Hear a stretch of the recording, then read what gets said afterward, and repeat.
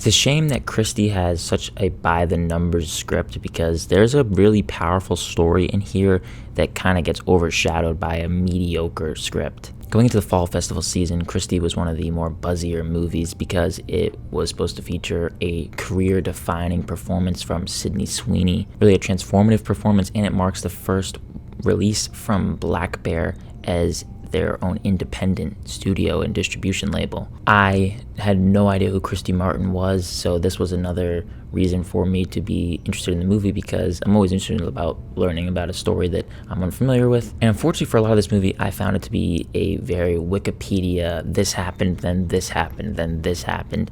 And in the back half, it starts to become a bit of a stronger movie, but overall, it's a mixed bag. The first thing I have noted down is that this movie just feels really by the numbers, and I found the first hour or so to be a slog to get through. Easily the best thing about it are the performances, the two main performances of Sydney Sweeney delivering great work, Oscar-worthy, me personally, no, and then you also have Ben Foster acting alongside her, who does a great job at just making you hate him. This is a despicable person, and he really does a good job at portraying that, and you feel like you just want to punch this guy in the face. In that sense, it's a very strong performance too.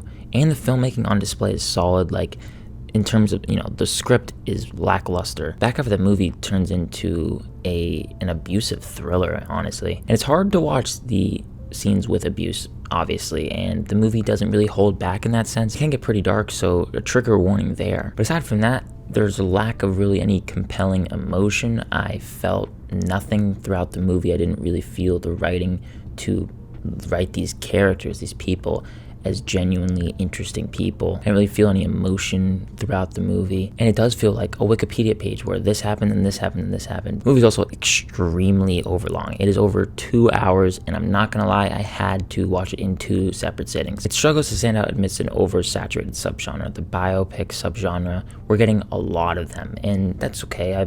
There's a lot of great stories to tell. There's a lot of very interesting people out there. But especially with Christy, it takes the cliched route, and it just feels like something I've already seen before, and it simply struggles to stand out. There's no other way to put it. The performances are really good, but this movie just reeks of disposable. It's a throwaway kind of story where I was watching it and I was like, this is solid enough, but it doesn't really do anything to stick with you. Me personally, I just found the story to be very by the numbers, and I just found there to be a lack of compelling emotion. There are hints of that, especially too in the back half, but I think the first half of the movie is rough. I'm gonna give Christy a C, and I would just recommend streaming this one if you're really interested. Otherwise, skip it.